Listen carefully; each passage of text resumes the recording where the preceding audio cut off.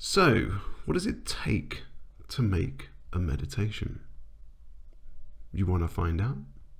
Come with me. Until you feel that it really has become part of.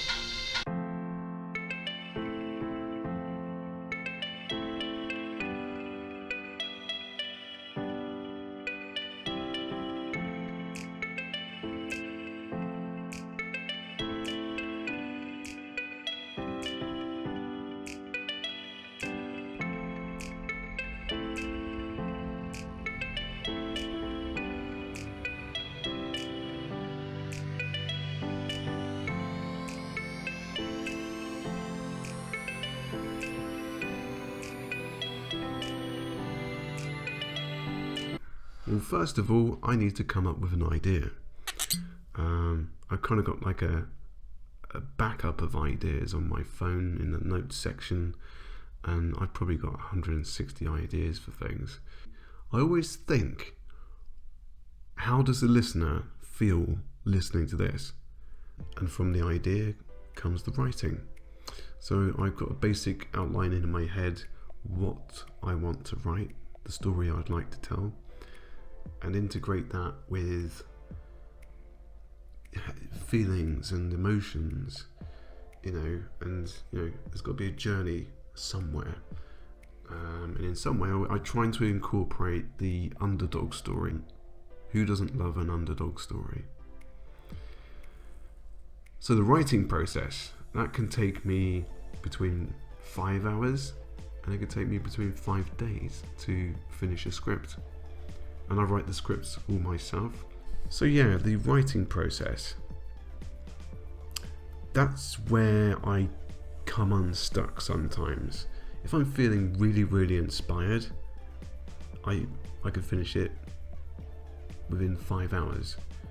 If I'm like having problems trying to connect the dots and connect the story, and it could take me up to 5 days to write a meditation. And then there's the issue of how long do I want to write the meditation for?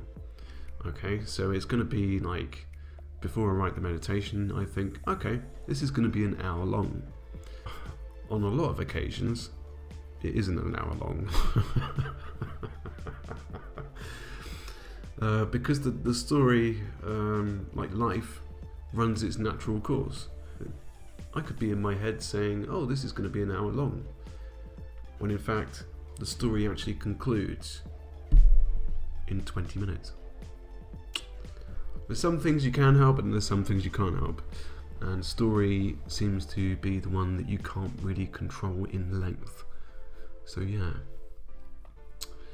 And then from the story writing, the typing for however long, the late nights where I don't mind that at all. I love doing the meditations. From that, I voice the script into my laptop with this thing. So I've got to make sure that there's nobody vacuuming in the background. There's no one knocking on the door. There's no phone going off. I've got to turn my phone off because you'll get the sound. Thinking about past events, I will.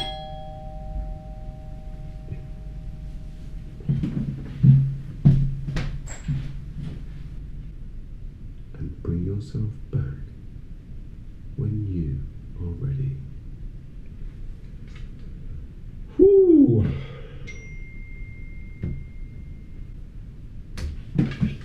Right. I love voicing the script. It's all about tone of voice. So now I've become calmer. I'm more relaxed. And I try to convey emotions in my voice, my tone of voice. It's really important because I've got to be believable. You've got to believe what you're hearing when you listen to the meditation. Otherwise there's no point. Absolutely useless. It's a bit like a really crappy actor in a film. It takes you out of the scene. It's the same as the music that I choose. I could, on many occasions I've done meditations where I thought, That's the wrong kind of music, you know. And it's a conglomeration of stuff that you've got to put together. So it's story, length, the conclusion, how you're feeling about it, my tone of voice, the music that's used, even down to the photograph that's used that you're not really watching. So yeah, from the voicing, I then have to edit the mistakes out of my voice, which there are plenty. And that's tedious as anything. That's probably my least favourite part of making the meditations. That's the only part I don't really like. I don't mind doing it, but it is tedious because you've got to stop, start, stop, start.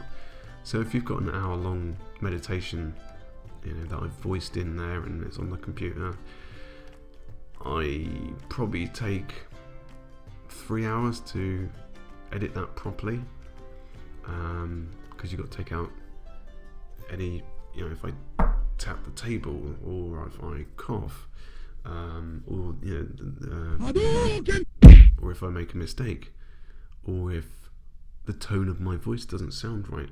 I always try to correct it whilst I'm voicing it, so it's non-stop. So I then got to click and drag and silence this part, and you know, and there's a lot of occasions where what I've written is a bit of a tongue twister, and it usually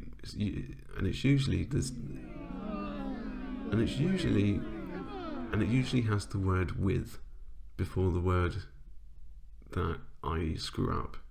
I've tried to get like the ethereal experience, so it's a bit airy music and piano, no dings or boings anywhere to take you out of that scene that you're thinking about in your head when you're listening to it. And yeah, music I think is important because it completes the whole experience. And then that leads us to sound effects. I'm probably known for putting the sound effects in the meditations. And I think it kind of like creates a movie in your mind. I mean, I know myself, you know, you watch a film or a movie and you're drawn to characters, you've got a story there. If it's a really good film, you're going to feel the emotion of that scene.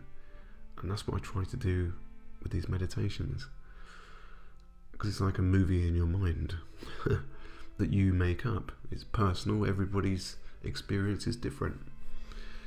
And then from there, I've then got to find a photograph or film some footage and just plonk it in there. It's good, you know, I don't think that's important. The important part is the sound and the sound quality.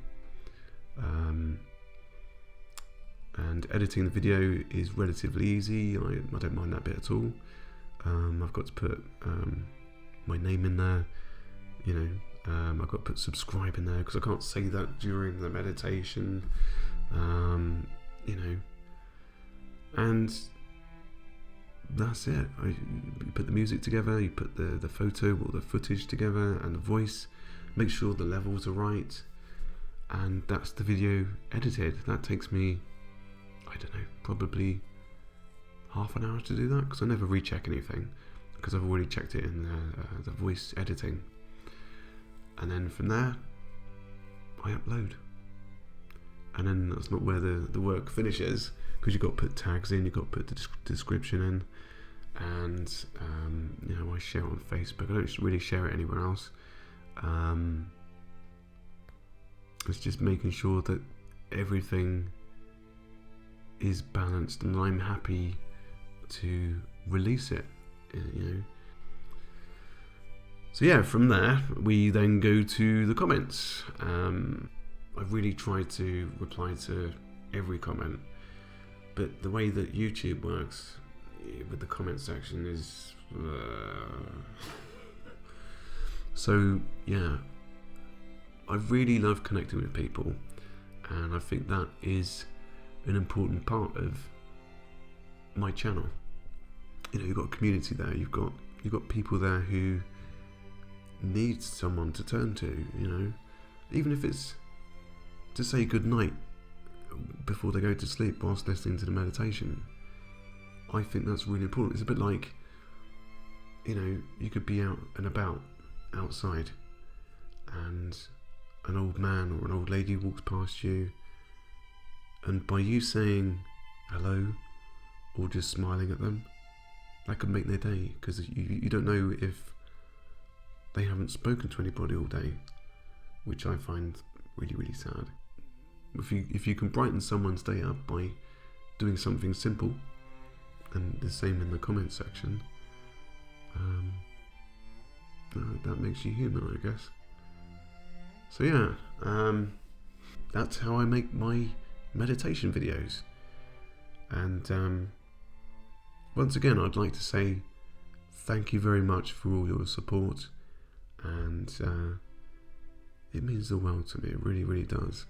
I've had a lot of kind comments, a lot of kind messages, and I'm following the stories of people that have subscribed to me for like the last couple of years, and I can see them unfurling their flowering past what was holding them back in life. So I can see changes happening, and I do get the odd comment telling me, I can sleep at night now. Wow, I've tried everything.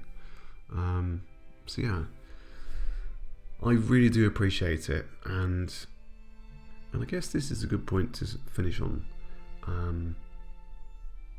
I'd like to thank you for subscribing if you have, watching my videos if you have, liking them, or even commenting on them. And if there's any way I can improve on these videos, just let me know in the comment section down below. Okay, that's bye bye for now, and I'll see you soon. Take care.